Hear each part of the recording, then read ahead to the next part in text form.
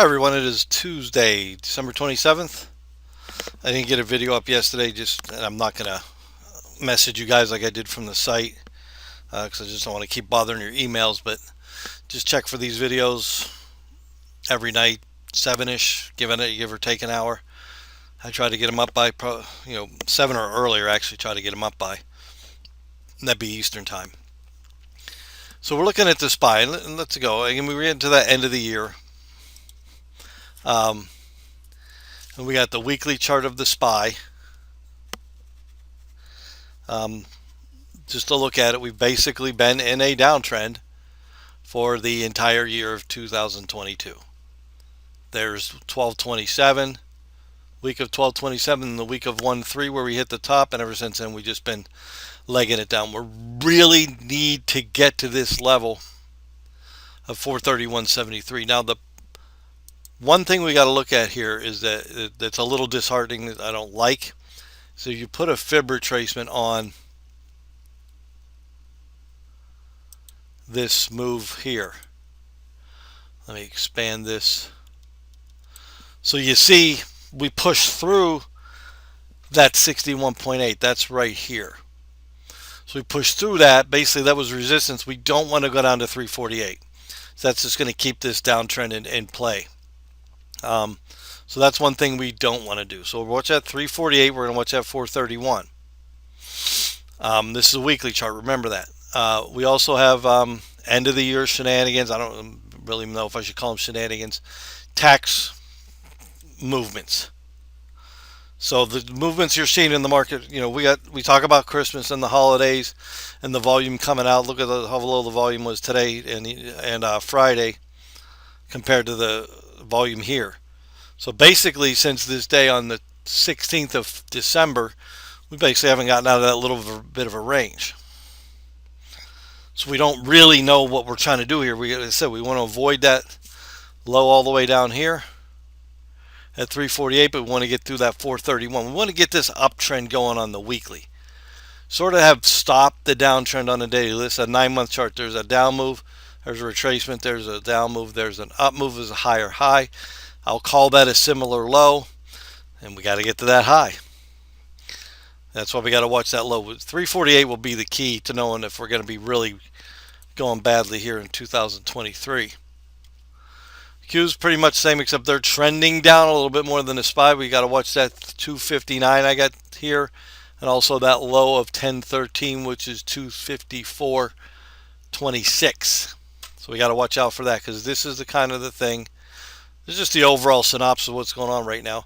We didn't retrace to the 50% there. We don't want to break that low, and let me go ahead and tag it on with a price, because that's the low, 254.26. We do not want to start keep going with that downtrend. And then on the IWM small caps, let's see if we're getting any thing going here. We got to watch this. What is it? The 162.78.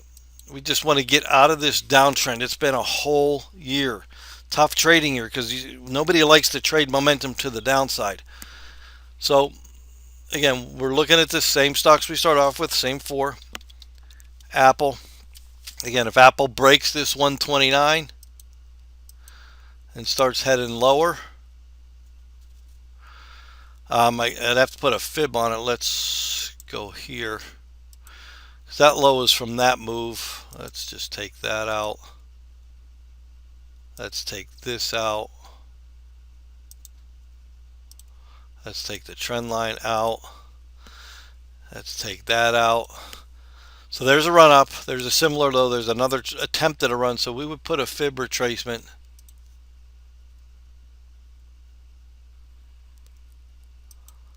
here to here. So below 129.04 brings in 116 on the fibs. And if you see how that lines up with the next level of support, you put a price level around there. Kind of lines up pretty good with these lows right here from March and April of like 21.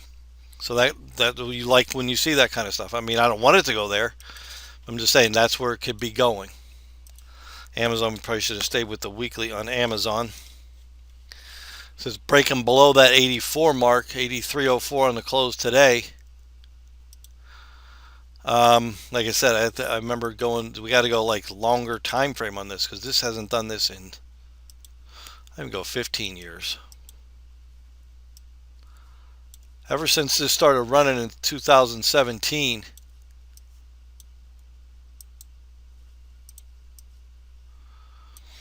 Here, like I said, we're probably looking around,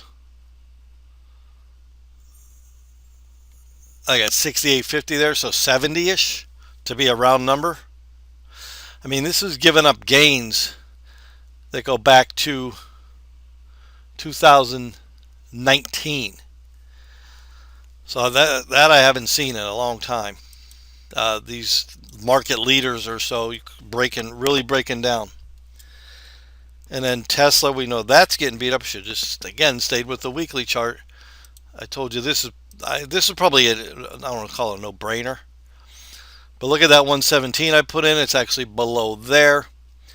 Next step is even through, again, we're extended away from the ADMA on the weekly, so be careful there. But we've been extended for a while. I mean, with everything that's going on with Twitter purchase and what's going on there, I mean, I don't think this down move is solely connected to what's going on there. But if this breaks that extension, you're probably looking somewhere down in the 63, 65 area for Tesla. Google, we got to watch this 83 level, 84 level. Where's it going from there? If that breaks, probably 76, 75 in that range. So what I'm gonna do here for the rest of these stocks, I looked at these a lot on my side by side. When I look at these, I take this right chart, I make it a weekly, then so it's not crowded. I make it a 2-year weekly, so it's not too crowded. Then I take the one here, and it's a daily. I take 9 month, but I make it a 6 month. This is what I do when I'm trying to figure out what I'm going to cover, so it's not too crowded. So I was looking at Crocs, and this is one I think I brought up last week. Oh, that is not the symbol I was looking for. See. So on the daily, we got that breakout. So if we get a pullback again, as you can maybe go back to 111 or 123. We still got resistance overhead. If you put the fib on this, I mean, that's a big breakdown. What was that, up at 180 something? Back there in 21. You take it down here. We still have room up to that 115 level, maybe 130. But I just like this on the daily, because if it pulls back a little bit, you still get that 121 or 18 or 111 or 123. Again, remember, I think I had this on last week's or the week before list.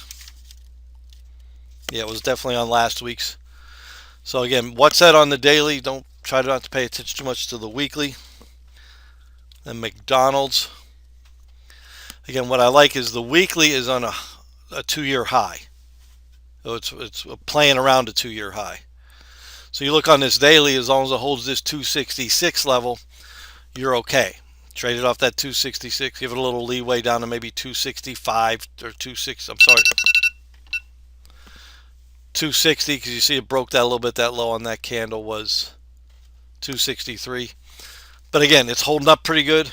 It's had a really good run these few weeks here, but it's consolidating. If we pull up it's in a daily squeeze that broke. And let's see this one. I'm not seeing it on there.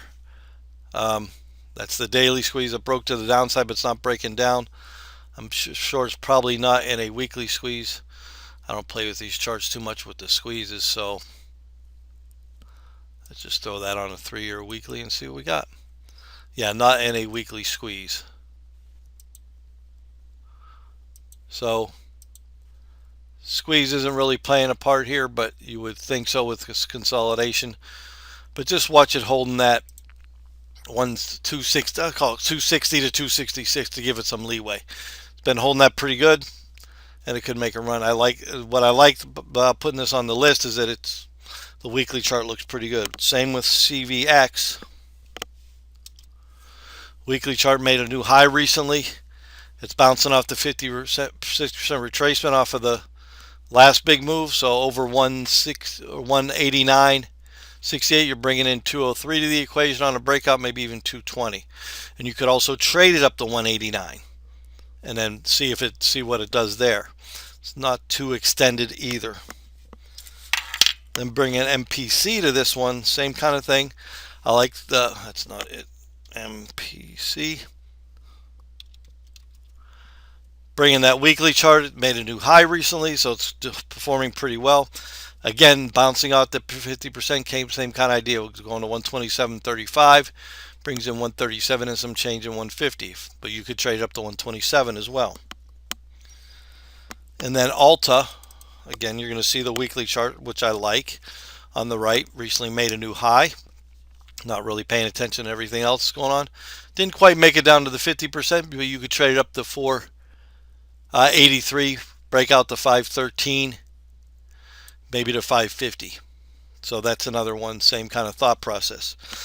These aren't ready to break out, but they just look good either going to that level or if they get to those levels. And General Mills, again, same thing. This is a 2-year weekly, an uptrend on the weekly. Came down, hit the 50% on that earnings report, trying to get back to 88.34. Maybe goes to 91 and some change, and then up there to 96 possibly. So that's all we're looking at tonight, guys. Let me know if you have any thoughts.